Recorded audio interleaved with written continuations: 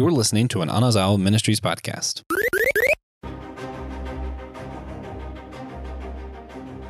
I am vengeance. I am the night. I am so excited for the Batman movie. I cannot express that enough, how excited I am for the Batman. And so today on Systematic Geekology, we are going to talk about Batman. We are the priests of the geeks, meaning that we are mediators between the Christian faith and pop culture. This is not a trap or a bait and switch. We're just a couple of DC guys who want to talk about what will hopefully be a great movie. And if you think that what we're doing here is pretty great as well, you should go on over to Systematic Geekology, patreon.com/Systematic Geekology, where you can subscribe to one of our tiers and unlock some great bonus content, because everybody likes bonus content. I'm one of your hosts for today's episode, Brandon Knight. I'm a seminary student, and I don't know if there's really been... Oh, I know. Recently, I started watching the new... I guess it's not that new. The new season just came out. The Netflix exclusive series Disenchanted. That's what it's called. It's a Matt Groening cartoon. I love Futurama. I love The Simpsons. So this was right up my alley for something to give a try. I am Joe. I am one of the hosts here, and I have been doing a wonderful deep dive into Batman adjacent stuff, a lot of the movies. My wife and I are going to start watching the movies and all of that, but I've been watching through like YouTube reviews of them and things like that, and just really diving into now that like we're almost there as far as the new Batman movie. Yes. And today, once again, we're going to be talking about Batman. Now, according to the script, it says that I'm actually supposed to open the episode with a question, but come on, y'all. You know who Batman is, right? But this is square one. Batman is one of those characters through longevity, being a golden age character, and also just sheer osmosis. Everybody knows who Batman is. Batman, Superman, thanks to the MCU, I would also throw Iron Man in there. Are just some of those characters that have transcended from our very niche world into just mainstream pop culture. We're not here to talk about... Oh, give me someone obscure. We're not here to talk about Madman or the Flaming Carrot for all you obscure 90s character lovers. We're here to talk about arguably, or at least who I would say, is the greatest superhero ever. What do you got, Joe? So, greatest superhero ever might need to be something that just gets put on the shelf, and I walked past that rabbit trail. But fair. You know, when you're talking about pop culture figures, right? Pieces of pop culture, that's rarefied air. You know, the movie version of Iron Man over on the Marvel side, Thor maybe over on the Marvel side, but with DC, you're talking about the Trinity, right? You're talking about Batman, Superman, Wonder Woman. I'm not sure I could think of a world where somebody listening to this doesn't know who Batman is. You know what I mean? It's the same deal as with the movies, right? What's the chief complaint that people who have followed superhero movies always talk about? We don't need to see the pearls anymore. We know about the pearls. From that point, once you move past the pearls, you are now into a character that has so many different takes, so many different stories across decades and decades and all of that. And we're talking about not only one of the very best that the superhero world has to offer, you're talking about a character that has some of the very best of comic book storylines and storytelling that the comic book world has to offer. You know what I mean? Yes. You know, Batman... On the DC side of things, Batman, some of his stories are right up there in the you have to read it. You can't sleep on Death in the Family. You can't sleep on Arkham Asylum. You can't sleep on The Dark Knight Returns or Nightfall, Breaking of the Bat. Like, all of these stories are just good writing. It is good storytelling. These are stories that have been used in almost every movie.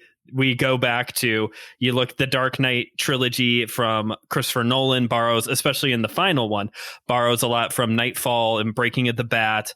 The Batman versus Superman was a lot of Dark Knight Returns, specifically the battle scene between Superman and Batman. There's been this underlying narrative of death in the family has occurred in the DCEU. And with this most current Batman movie, one of the two sources, I believe there's two main sources that they're pulling from for Matt Reeves' Batman film, is Batman Year One and also The Long Halloween are two of the main features for this series or for this film. Right. And not to be not included, because some DC movie fan is screaming at their phone right now.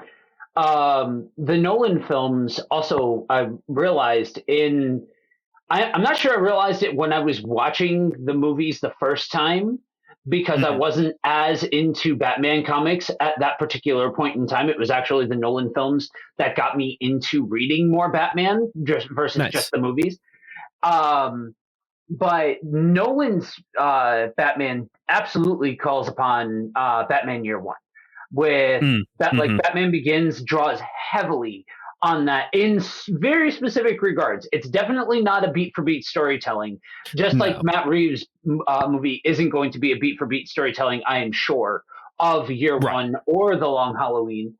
But that, to me, is one of the most exciting things about the upcoming movie, right? We've seen the pearls. Nolan did a wonderful job with what he did. The last movie has some flaws. You know what I mean? The continuity is a little fugazi, but the whole thing as a complete story is well done. If not a little too grounded for it being Batman, because you do lose some things when it's a little too grounded, but good in its storytelling approach. But we've seen all of the points of view that we've seen about Batman are the ones that we've seen many times. It looks like to me, by all indication, that Reeves's upcoming movie is going to have two very important beats to it for 90s kids like us. We had Batman Begins, but Batman Begins tried to tell a lot of story in a very short period of time. Yes. This seems like this is going to be more in that spirit of Year One, where we're living in a fresh to being Batman Bruce Wayne and a younger, less experienced Jim Gordon, and so on and so forth, and a younger Gotham, if they decide to go that route of making Gotham a character, because in my opinion, the best Batman storytelling makes Gotham part of the story, as far as just being this living, breathing character along with all of the mainstays. So having that be a forward beat of it, is super excited. But we cannot get out of having this conversation without talking about, the chief thing. I'll ask you, Brandon, being from the time frame that we're in, when you hear Batman, what's the first thing that you think of? The very thing I opened the show with. Batman the Animated Series. That is what I was raised on. I was raised on Batman the Animated Series. Love it so much. You want to make me happy? Let's do a marathon of that, Batman Beyond, and Angry Beavers. I will be such a happy little kid again if we could just throw those on for a good day. Actually, all this month. So my birthday is actually at the end of the month as well. And so all this month, I am going to watch and or read as much Batman as I possibly can. And that's one thing I'm going to do. I'm going to see how far I can get with the animated series. I love that show so much. And when the first trailer came out for The Batman, because we have to call it the correct title, The Batman. When the first trailer came out, I wasn't excited when I heard that there was a new Batman coming out, because at the time when the initial trailer came out, granted, I do like Matt Reeves, or at least the 2 Planet of the Apes films that he did, I thought were fantastic. And Agreed. I'm sure he's done other things, but to me, Pattinson is Twilight Boy. Like that's what I know him from. He is the vampire guy. So when I heard that they're doing a young Batman while Ben Affleck is still technically Batman, but it's not connected to the DCEU, I'm like, whatever. Okay, I mean, I'll watch it because it's Batman, but I don't care. And it's the first trailer, and I'm watching it, and somebody in the trailer says, "Who are you?" And Batman lands on the ground, he looks up, and he's about ready to deliver a line. And for the past, whatever it's been now, 10 plus years, we've got a Batman, right? And he looks down the camera and says, "I am vengeance." Yep. Bro, I about hit the floor. Oh yeah. I did not see that coming. They caught me off guard. I didn't care. I didn't care about anything else in the trailer. I was instantly hooked. The only other thing I remember thinking from that trailer is, oh, that car is pretty good too. I like the Batmobile. Yeah. I think for me, the whole vibe, like when he landed and said that, and then like that coupled with the soundtrack for it, like the music in the actual trailer, and then just the whole presentation of it, I'm like, wait a minute, we're finally gonna get a Batman that is accentuated to be the world's greatest detective, and that kind of noir approach. That's part of why I am such an apologist for I should say the first 2 older Batman movies, is because they were actually like they explored, or they wanted to explore, the fact that Bruce Wayne is a screwed up individual, and they wanted to go more of that noir psychological route with it. Now it looks like finally somebody has picked up that baton, when for a whole generation, like a lot of times it's 80s kids that really resonate with those movies more than 90s kids. For us, our generation, our Batman, if you will, is Kevin Conroy. Like when I read the comics, I cannot help but read Batman as Kevin Conroy every time. That's what I hear in my head. And so to have what looks like as close to an on-screen version of that Batman as we've had, yes, that is honestly, from a visual standpoint, if we're taking the whole piece in my opinion, this looks to be the best on-screen film presented Batman. Like, we're talking total package, right?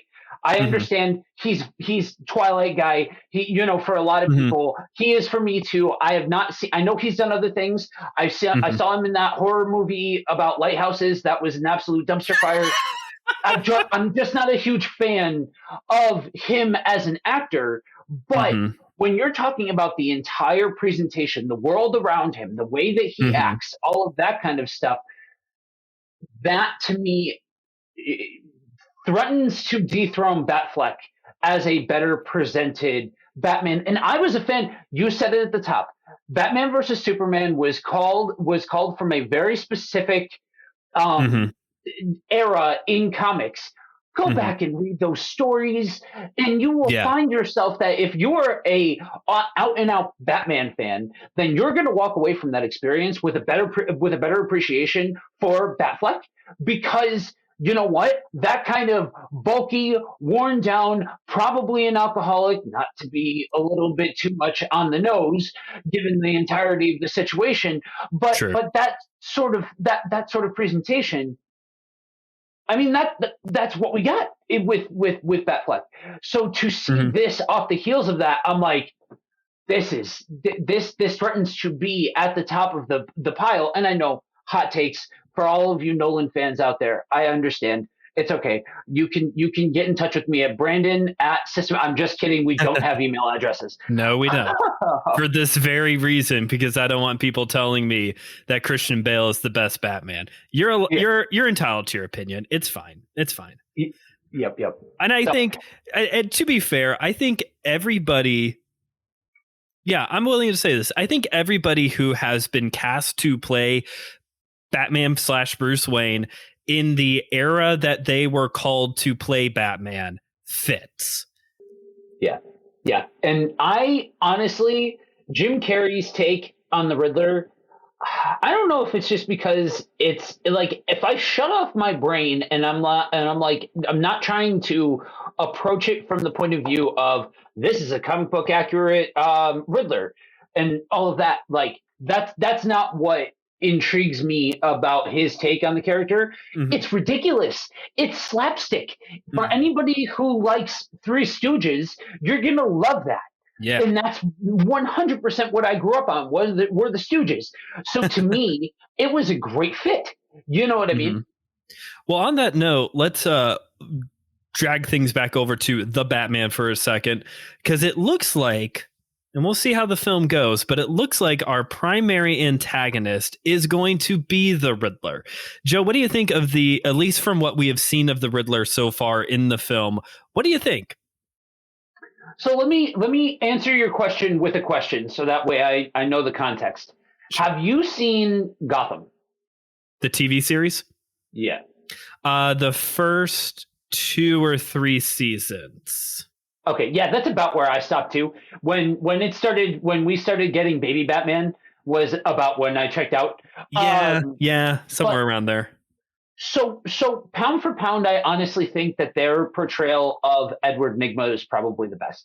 Okay. In my opinion, because they really went the route of showing that psychotic side, that sadistic side, that sort of deal, like the actual mental lapse that you see in this person that is devolving and becoming the Riddler. And that, to me, is some of the best Batman storytelling on the screen, because we're talking about a rogues gallery that has so much nuance and personality to it. And when you're talking about the character of the Riddler, you're talking about a psycho. You're talking about somebody who is insanely intelligent, and you're talking about somebody who is incredibly sadistic. And one of the deepest character wells out of Batman's story. Yes, we all know about Joker. We all know about the staples of Batman's rogues gallery and all of that kind of stuff. But moving past that onto other characters, suddenly you have the world is your oyster. And for my money, you're talking about characters that haven't really been touched in a large scale way in a lot of years, and being presented in a new way that it almost feels like this new breath of life that's been breathed into these movies, because it's not just another Joker movie, you know? Yeah. If Matt Reeves, if you're listening to this, because we all know you're a big fan of systematic ecology, you're all the time on systematicecology.org giving us ideas to talk about stuff. But if you're listening, buddy, save us the Joker. Save the Joker. Just Joker needs to be, and I think Pastor Will said this way back in October when we did our favorite supervillains list. Maybe it was you. I don't remember which one said it, but somebody said Joker needs to be that character that when you get to the very end of the story and you find out, oh boy, here comes the Joker. You don't lead with the Joker, you build to the Joker. Joker is the ultimate final boss. I mean, you can get into all of the weird stuff going on in DC right now and the Batman who laughs and all that type of stuff. But on a normal level, you build to the Joker. And then afterwards is when the Joker becomes a normal part of the story. You could maybe say that for Bane as well. I've never cared about Bane. And this is a 90s guy. Like something about Bane has never really clicked with me. But he's another one, which is what Christopher Nolan did, is he built to Bane. Batman has such a deep roster of characters. in the rogues gallery department. There are so many people that you can use. That's part of the reason why I really like Batman Begins, is because who do you get?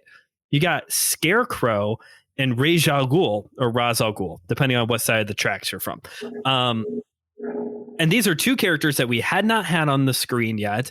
And again, for us 90s guys, we connect pretty closely, at least with Ra's al Ghul. That was my whole pull for that movie, was here's Liam Neeson being this creepy character who like is so powerful and yet so unassuming, just like Liam Neeson in real life.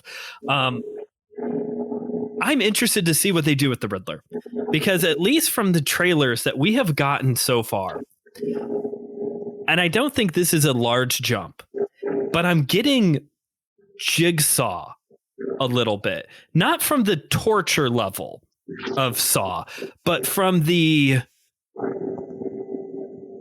how they're depicting him, from the depiction of the character. I'm getting this weird, like, stalkery, I'm gonna hack your phone and drop you a weird message and then put you through all of this weird stuff to make you solve my riddle, rather than what's his face in Batman 66 drawing, you know, the riddles up in the sky with like airplanes and things like that. I'm interested to see what they do with the Riddler.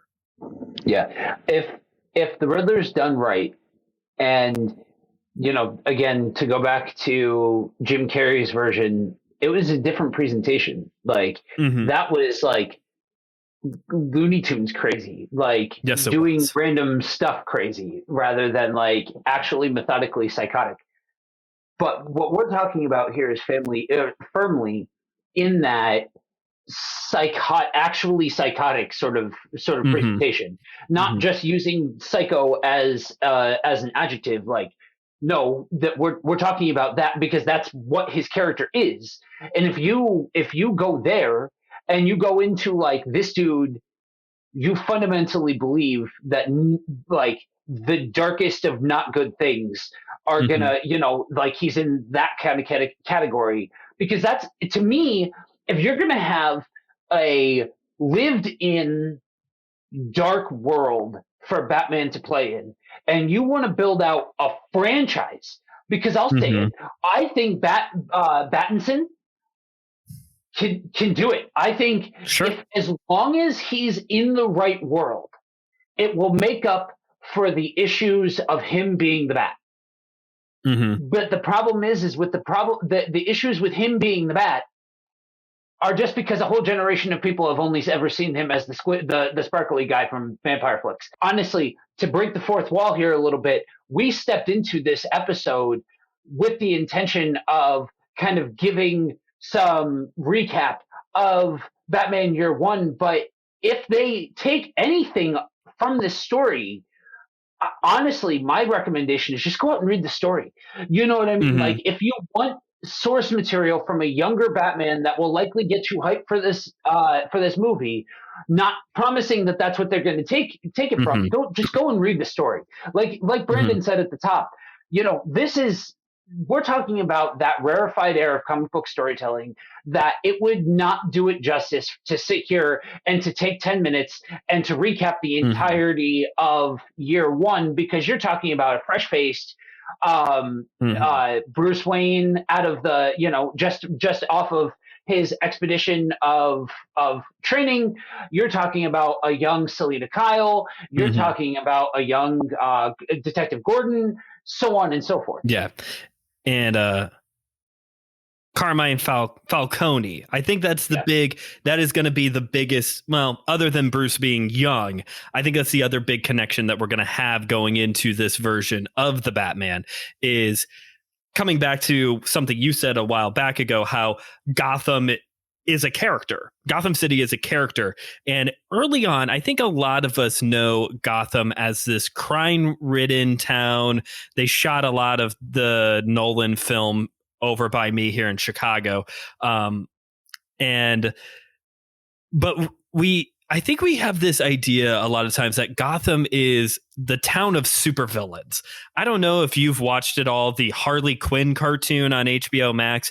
I have. It's really funny. And in season 2, the supervillains just divide up Gotham City into territories. And I think that's kind of how we feel about Gotham City, is that it's just overran with all these supervillains. But when you get back to the original core, it's gangs. It's a gang territory, like mafia level gangs.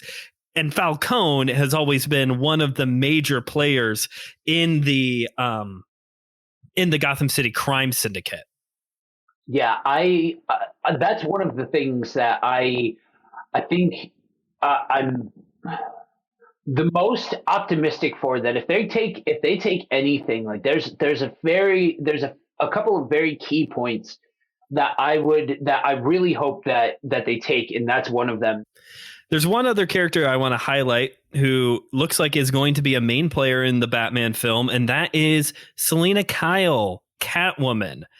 Joe, I don't know what your take is, but in my opinion, we've yet to get a good Catwoman.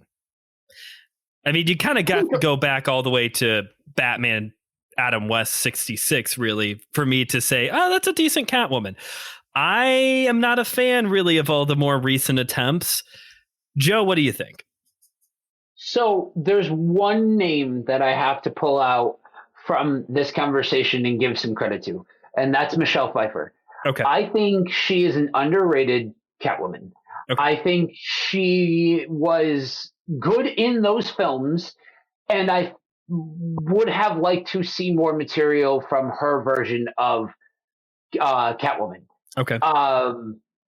Outside of that, I think other than that, I would have to point to 66's Catwoman for any kind of at least compelling or good or entertaining Catwoman presentation. The rest of them, to me, we don't talk about Halle Berry's attempt, but like that whole thing was a mess.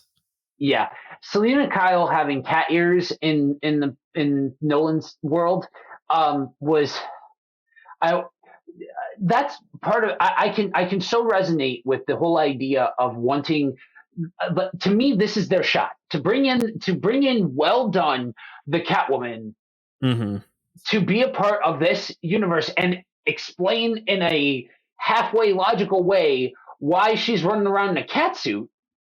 Here's your shot. Take your shot. You know what I mean? Like that. I think would be really compelling to have her be a background player throughout this universe. We don't need to see her one and done. We don't need to see her just get her 15 minutes of fame. Let her be a background character, because that's what she is in the comics. Yeah. I'm drawing a blank. I can't even think who played her in the Nolan. What's her name? Anne Hathaway. Terrible decision. I don't know who signed off on that one. And there's, from the moment, I think there's a lot of bad character calls in that movie. Bane is another one. Why can't Tom Hardy just deliver lines? Why doesn't anybody just let Tom Hardy talk? Why does he have to do a stupid voice all the time? But there was something about Anne Hathaway that I was like, the it factor wasn't there. Because you need, and I know we're a Christian podcast, so sorry, everybody. Catwoman needs to have a level of sexiness to her. Yeah. And there's again, going here, this is the answer. Noir.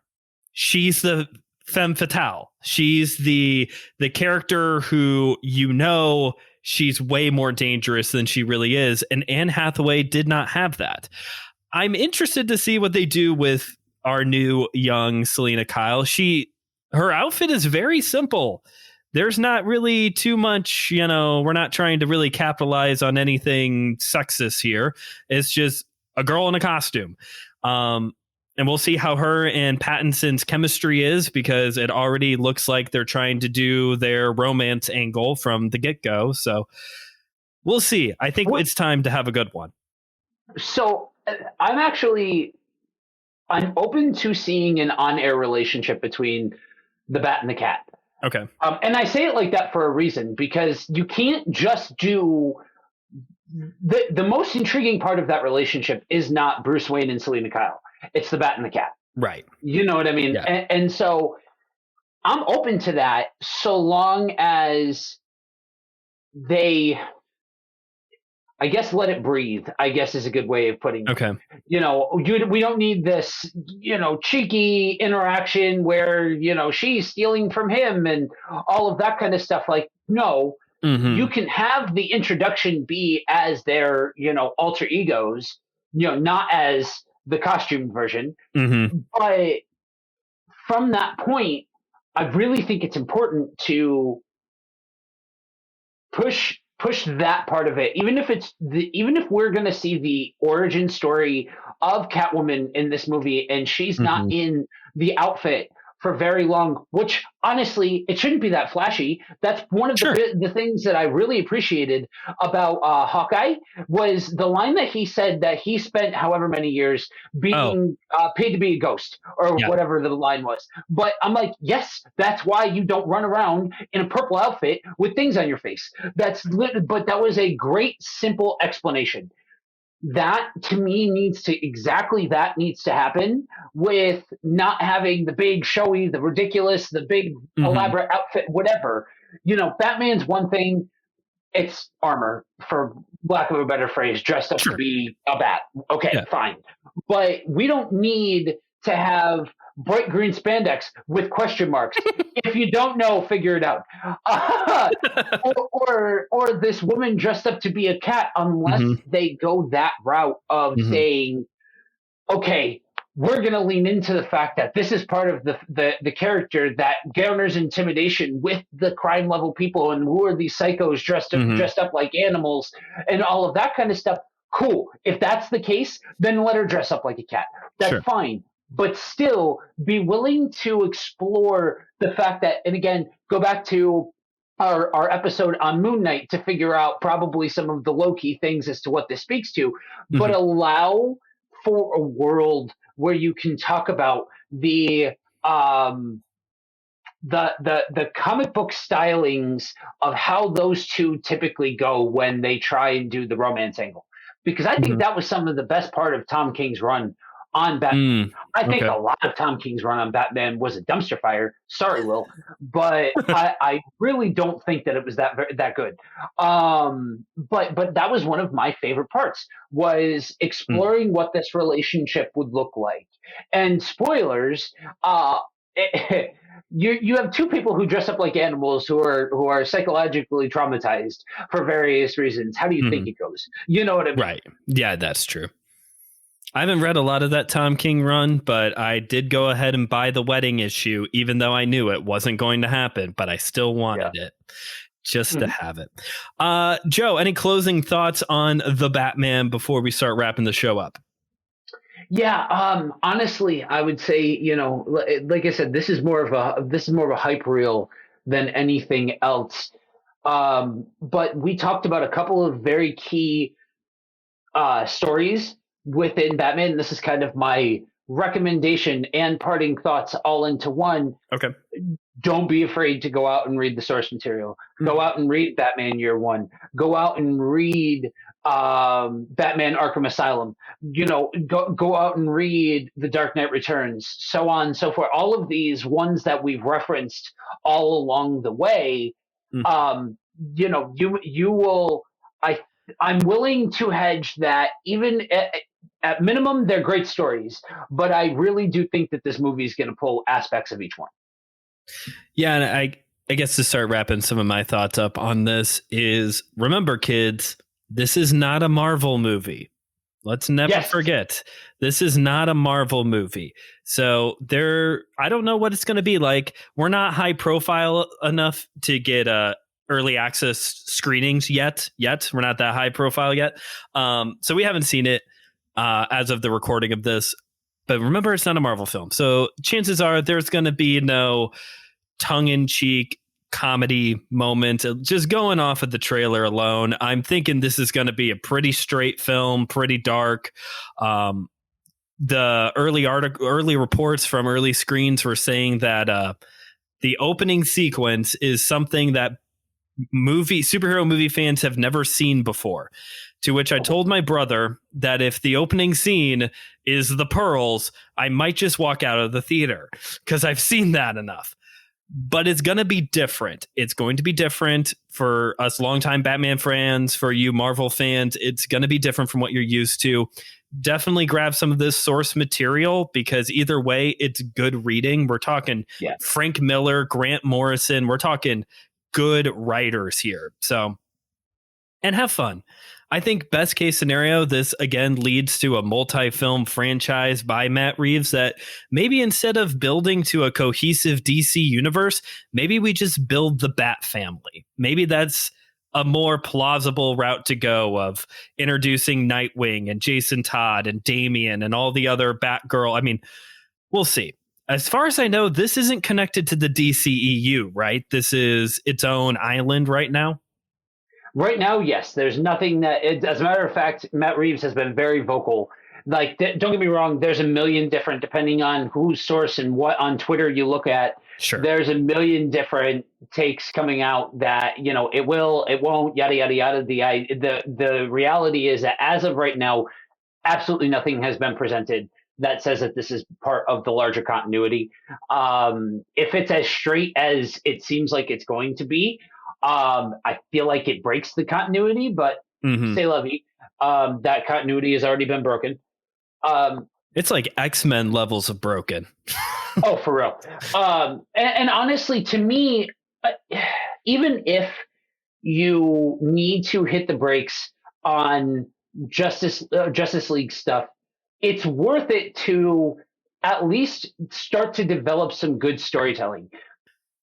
So what do you talk about? What do you talk about from scripture when it comes to a character like Batman? The place I want to take us to today is this concept of new beginnings. This is, for all intents and purposes, a new beginning for the Batman franchise in a story that is about a brand new Batman. And the Bible has a lot to say when it comes to new beginnings. We are new creations when we come to know Christ as Savior. There is a reset, for lack of a better term, when it comes to us coming into the family of God. And this is the idea I want to run with here, Joe. What do you think when it comes to this idea of new beginnings? How does that affect us in our narrative? So, to tie it into the source material, a lot of diehards will say that the character is Batman. The alter ego is Bruce Wayne. Mm-hmm. And so I've often wondered whether or not the appreciation for this telling the story of, different personas and a new beginning and all of that kind of stuff, my inherent enjoyment of that storyline, because, that's the one that Christians live out, is part of why I appreciate the Batman mythos and all of that kind of stuff. But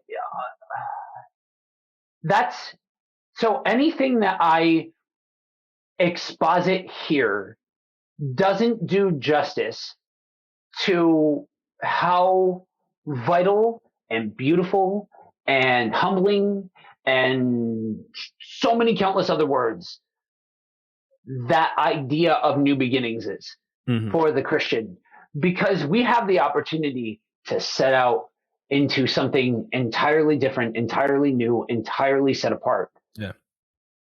If we accept it. And I mean that even as Christians. I'm not just talking about, getting saved and whatever like that, because guys, I'm sorry, but the sinner's prayer, I'll lay this bombshell and then just walk away from it. The sinner's prayer isn't in scripture, and we walk away. So accepting that role and everything that comes along with being a part of the kingdom and all of that kind of stuff, that's the thing that changes your life. That's taking on an entirely new identity, son and daughter of God, beloved, all of those kinds of things. And that comes with wonders and rights and responsibilities and privileges and so on and so forth to quote Aladdin, a whole new world. You know what I mean? It's this wonderful new lease on life. No, yes, I understand that we are pivoting from concept to concept, not storyline to storyline. We're not trying to say that this was what Batman went under. Oh, but, yeah, no. It's it's the reason why we get to have hope. Mm-hmm. And it's the reason why a lot of times you can still put one foot in front of the other and you Mm-hmm. can keep going. Because I think that that's part of why, to go back to Batman, we resonate as humans with stories of tragedy because we've experienced tragedy. We find some of the best storytelling in the depths of human sorrow and experience because we've experienced our own versions of just those things. And so what we talk about, there's a lot of talking that gets done about this whole Christian thing. But when you boil it down, when you take away the man-made aspects, when you take away the man-made perspectives, and I'm this ist and I'm this ism and all of that kind of stuff, you are left with the greatest gift that was ever given to mankind. And the only reason why we get to truly and completely walk away from the broken, decrepit creature that you see in the mirror. Mm-hmm. And I think, again, bouncing back and forth between these two concepts, what we're going to see in this movie, if you read year one, is Batman doesn't have it all together. It's not like he's got a perfect plan and is going to execute it perfectly. And similarly, just when you become a new creation, when you live this Christian life, you ain't going to do it right. You're going to fall. You're going to make mistakes. You're going to have your own breaking of the bat moments at times. Life isn't just one big, there's not just one big climatic, horrible moment. Like, some of us go through bad situations over and over and over again. But what is great, and this is where the illustration breaks down in the best possible way, is that we don't pull ourselves back up by our bootstraps.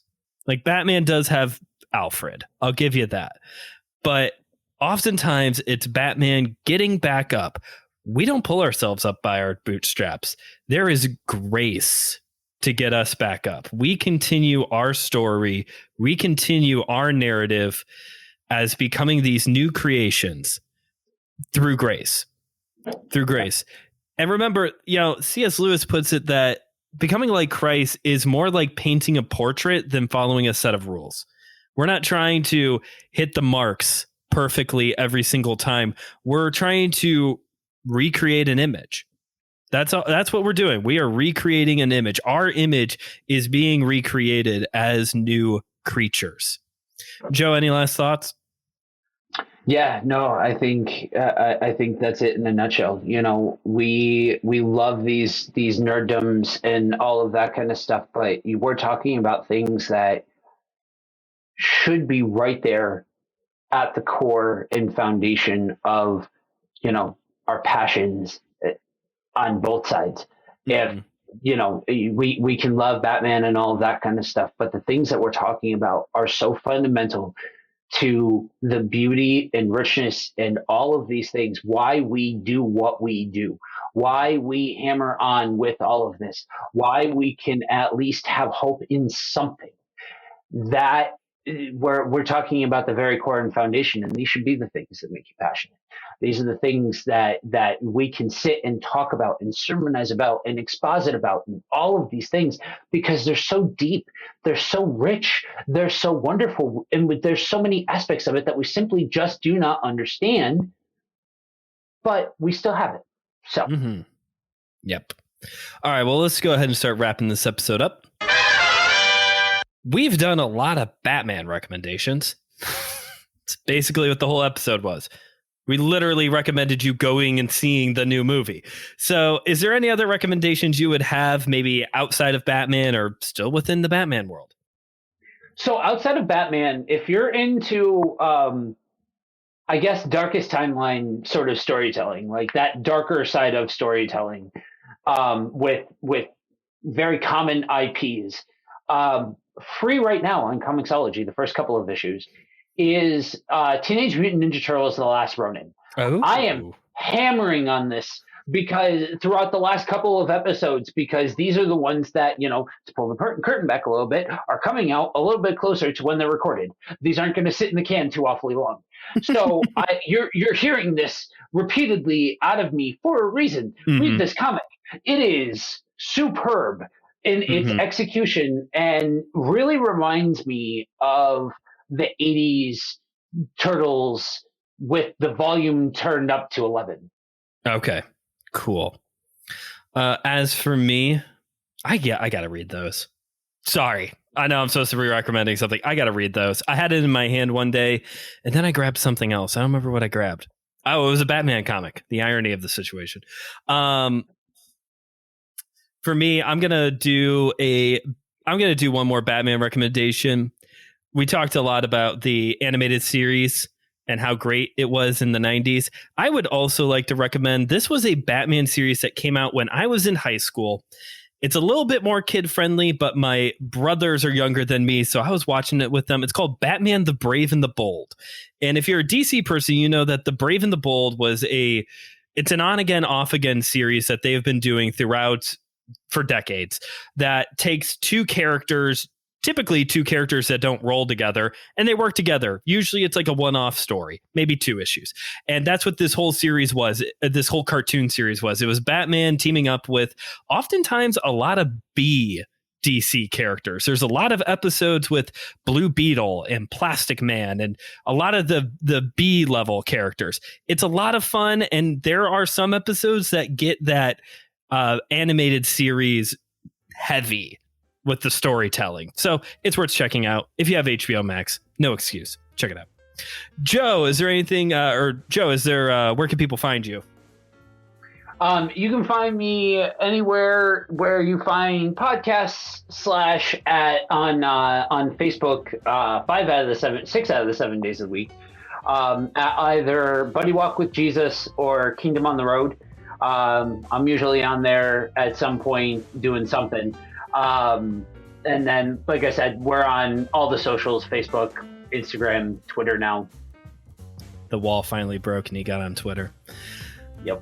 And you can find me, I have my own show, My Seminary Life, where I talk about the things I'm studying in grad school. And my current class is wrapping up this week, so this is actually a great time to come check out a brand new class. You can find it on whatever podcast platform you're listening to this on now, and on Facebook and Instagram at My Seminary Life Pod. And I think that's it. Remember, you can go on over to systematicgeekology.org to see all of the hosts, all of the episodes, all of the merch, and let us know what you're geeking out on and what you would like us to geek out on. And remember, we are all a chosen priesthood, a geekdom of priests.